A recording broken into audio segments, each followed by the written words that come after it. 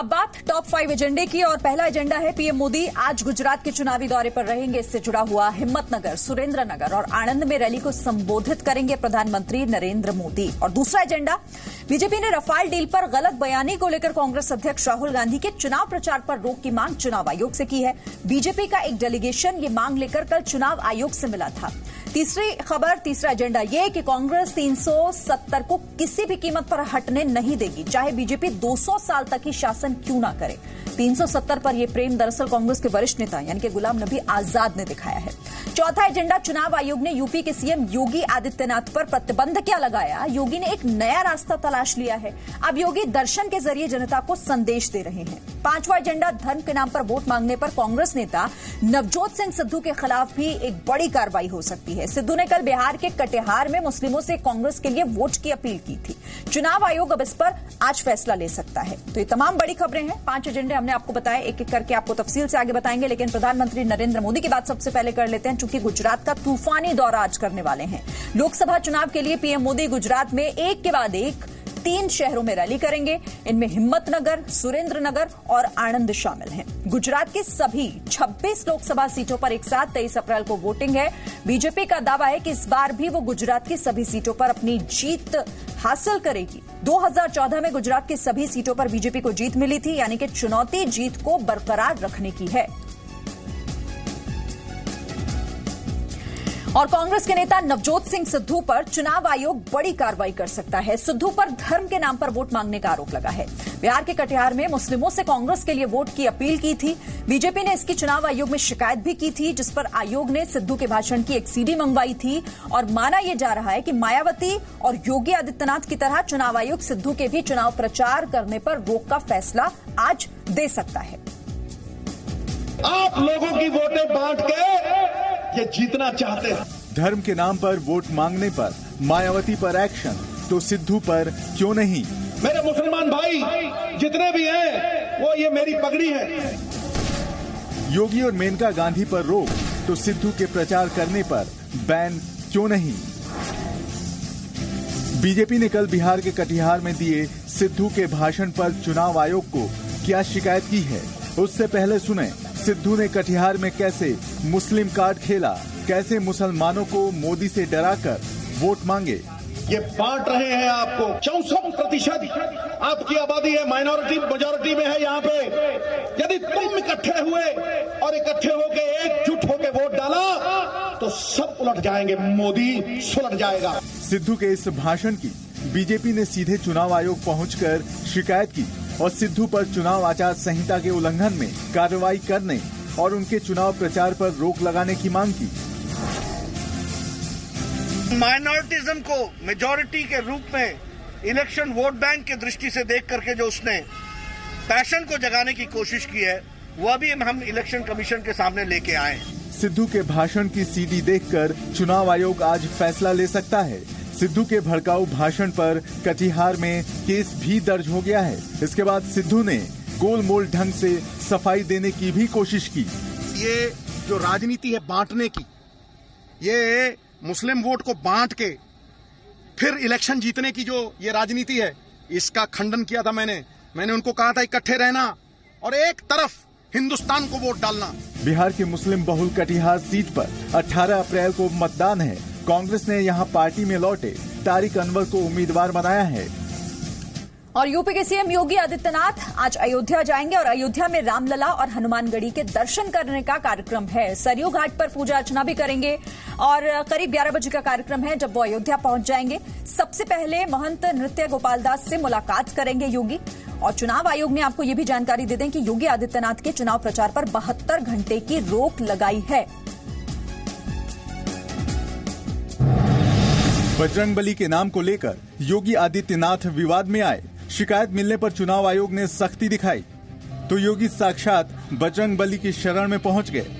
लखनऊ में मंगलवार को योगी ने पूजा पाठ किया, लेकिन मौन साधे रखा। न मीडिया से बात की, न कोई जवाब दिया, सीधा मंदिर से निकल गए।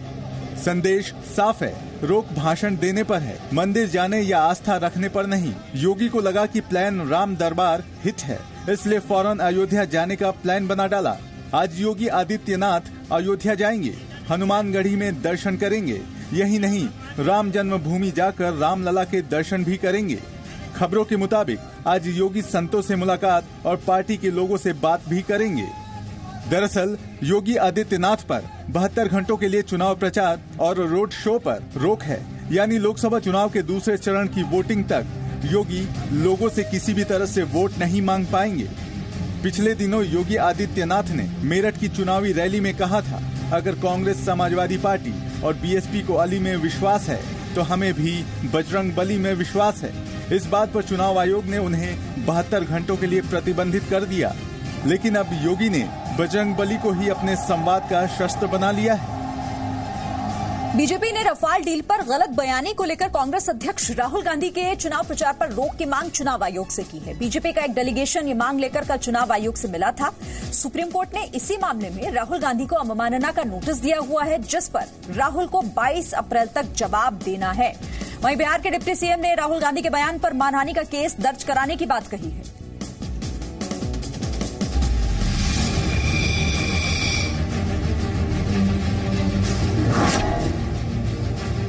We have urged the Commission to impose heavy penalty for Mr. Rahul Gandhi, including banning him from campaigning.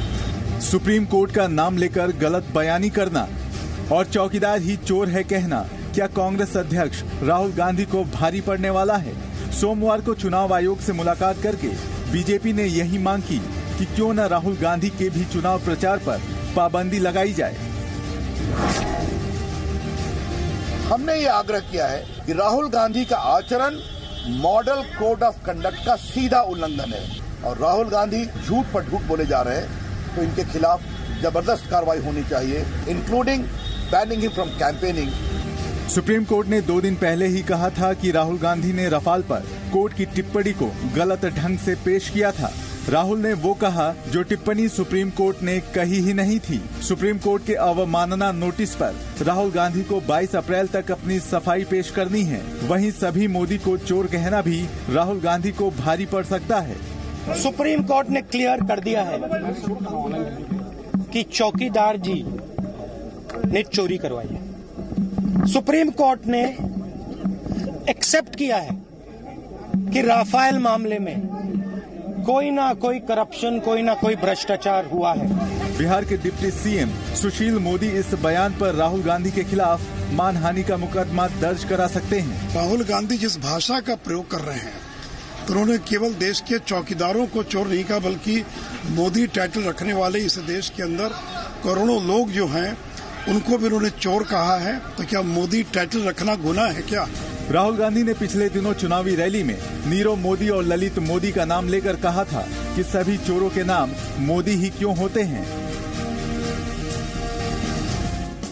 Kashmir में धारा 370 के सवाल पर नेशनल कॉन्फ्रेंस और पीडीपी के पीछे रहकर बैटिंग कर रही कांग्रेस अब खुलकर सामने आ गई है। कांग्रेस के वरिष्ठ नेता गुलाम नबी आजाद ने अनंतनाग में कहा कि जब तक कांग्रेस है धारा 370 नहीं हटने देंगे, चाहे बीजेपी 200 साल तक राज कर ले। वहीं बीजेपी ने अपने घोषणा पत्र में 370 और 35 से हटाने की बात दोहराई है। कश्मीर में धारा 370 के सवाल पर नेशनल कॉन्फ्रेंस और पीडीपी के पीछे रहकर बैटिंग कर रही कांग्रेस अब खुलकर सामने आ गई है। कांग्रेस के वरिष्ठ नेता गुलाम नबी आजाद ने अनंतनाग में कहा कि जब तक कांग्रेस है धारा 370 नहीं हटने देगी, चाहे बीजेपी 200 साल तक राज कर ले। 370 जब तक कांग्रेस पार्टी का वजूद है तब तक 370 भारतीय जनता पार्टी 200 साल हुकूमत करेगी तो भी वो हटा नहीं सकती। कश्मीर के लोकसभा प्रचार में फारूक अब्दुल्ला और महबूबा मुफ्ती धारा 370 हटाने पर देश के टूटने तक की धमकी दे चुके हैं। बीजेपी शुरू से कह रही है कि धारा 370 पर दोनों पार्टियों के पीछे असली सपोर्ट कांग्रेस का है। बीजेपी ने घोषणा पत्र में 370 और 35A हटाने की बात दोहराई है। और इसी बीच आरएसएस ने कश्मीर में धारा 370 और 35A हटाने की मांग दोहराई। आरएसएस प्रचारक इंद्रेश कुमार ने कहा कि जब तक कश्मीर में अलग झंडा और अलग संविधान है तब तक कश्मीर जन्नत नहीं हो सकता। इंद्रेश कुमार ने कहा कि जब कश्मीरियों के लिए पूरा हिंदुस्तान खुला हुआ है तो कश्मीर के दरवाजे भी देश के सभी लोगों के लिए खुले होने चाहिए।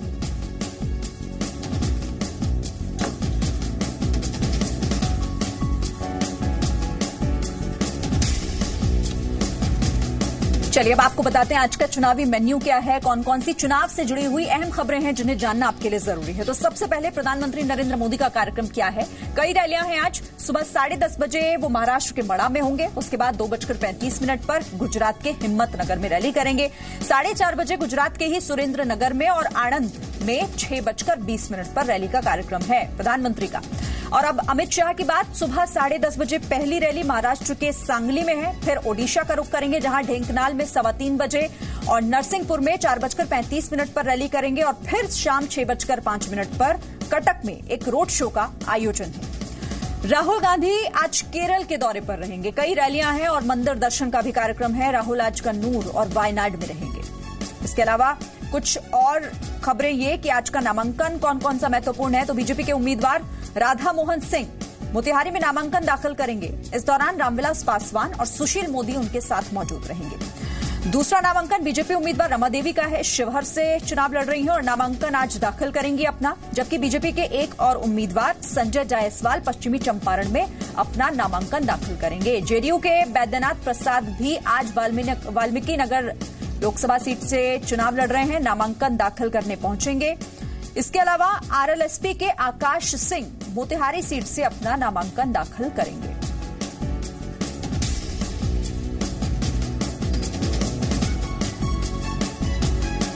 और अब पोल पंडित की बात करते हैं। जी न्यूज आपको मौका दे रहा है चुनावी भविष्यवाणी करने का, यानी कि जी न्यूज पर पोल पंडित बनने का। देश के अलग अलग चुनाव क्षेत्रों से लोग अपनी भविष्यवाणी भेज रहे हैं, आप भी देखिए। मैं आज इस समय जी टीवी की पोल पंडित के रूप में आप सब के सामने ये भविष्यवाणी करती हूं कि मोदी जी निश्चित तौर पे 350 से ज्यादा सीटें जीतकर दोबारा प्रधानमंत्री बन रहे हैं। ये हर एक समझदार वोटर, जो जागरूक वोटर है, ये उसका भी ओपिनियन है कि ऐसा ही प्रधानमंत्री हमें चाहिए जो देश में, दुनिया में हमारा नाम, हमारा सर गर्व से ऊंचा कर सके। मैं जी न्यूज का पोल पंडित होने के नाते ये भविष्यवाणी करता हूं कि मोदी जी को इस बार 380 प्लस सीटें मिलेंगी। जहां तक रही राहुल गांधी की बात, तो उनको 40 सीटों से भी कम सीटें मिलने की उम्मीद है, क्योंकि लोग उनसे नाखुश हैं। जिस तरह की वो बयानबाजी कर रहे हैं देश के खिलाफ, तो उनको सीटें मिलने का कोई मतलब नहीं है। रही बात गठबंधन की, गठबंधन में अभी भी कोई दम नहीं है। सब स्वार्थ की राजनीति कर रहे हैं और इलेक्शन के बाद ये महागठबंधन पूरी तरीके से फ्लॉप होने वाला है। मैं हूं जी न्यूज का पोल पंडित और मैं भविष्यवाणी करता हूं कि इस बार राहुल गांधी को 50 सीट भी नहीं आना मुश्किल है उनके लिए, और मोदी जी जो है पहले से ज्यादा सीट लेकर आएंगे, क्योंकि ये देश की लहर है, ये देश के लोगों की पुकार है और ये देश के लोगों की अंतरात्मा की आवाज है ये, क्योंकि देश के अंदर आज तक ऐसा कोई प्राइम मिनिस्टर नहीं आया जिसने देश के लिए इतना कुछ किया हो। और गोरखपुर के बीजेपी उम्मीदवार रवि किशन ने कहा है कि बीजेपी यूपी में पिछली बार से ज्यादा सीटें जीतेगी और ये जीत पीएम मोदी और सीएम योगी के काम के आधार पर होगी। गोरखपुर से बीजेपी का टिकट पर रवि किशन जी हमारे साथ है। रवि जी क्या चुनौती यहाँ देखते हैं आप? कोई चुनौती नहीं है, बस हमको मोदी जी और योगी जी के कार्य को हर दरवाजे पे जाके खटखटाना है और बताना है बस। क्या मुद्दा क्या रहेगा आपका, किस पे चुनाव लड़ेंगे आप? मोदी जी इस देश में रहना चाहिए एक बार फिर, मोदी सरकार बस। आपका कहा जाता है कि आप गोरखपुर से नहीं हैं। हम मामखोर से हैं, बड़हलगंज गोरखपुर में हम लोग वहाँ के शुक्ला हैं। हमारे बाप दादा के जौनपुर बस गए। आज से पहले आपने कभी बताया नहीं शुक्ला? सबके मालूम बाहो, काहे को कपारे, क्योंकि मुझे पूरा देश प्यार करता है। मैं हर बिरादरी को, देखो हमको एक बिरादरी प्यार नहीं करती। 600 फिल्म किया, उसमें मुसलमान भी है, छोटी जात भी है, बड़ी जात भी है। मैं सबका हूँ, इसीलिए रवि किशन ही रखा है हमने शुक्ला नहीं लगाया। पूरा देश मुझे प्रेम करता है और देश ने सुपरस्टार बनाया हमको। आप सब लोगों को हम इतना एंटरटेन किए, तो मैं किसी बिरादरी का नहीं हूँ, मैं सबका हूँ। ये देश मेरा है, मैं इस देश का हूँ। योगी जी को अली और बजरंग बली पर बैन लगाया है चुनाव आयोग ने, क्या कहेंगे? ये लोग इतना गंदा गंदा शब्द इस्तेमाल कर रहा है। अब योगी जी पर अब हम चुनाव आयोग का सम्मान करते हैं, कुछ इस पर हम टिप्पणी नहीं करेंगे, लेकिन कितनी गंदी बात आजम खान ने कहा, कितनी और अभी हमारी इंडस्ट्री की सीनियर, हमारी सीनियर एक्ट्रेस है और एक महिला है, उनके लिए इतनी गंदी बात, इतनी अभद्र भाषा। ये लोग जीतने के चक्कर में पागल हो चुके हैं कि कैसे जीतें, क्योंकि उनको पता है कि इतनी बुरी तरह ये लोग हार रहे हैं। तो योगी के गढ़ से बीजेपी के उम्मीदवार हैं रवि किशन, जिनका कहना है कि इस बार कोई चुनौती ही नहीं है बीजेपी के सामने। बहरहाल एक छोटा सा ब्रेक, लौटेंगे फौरन।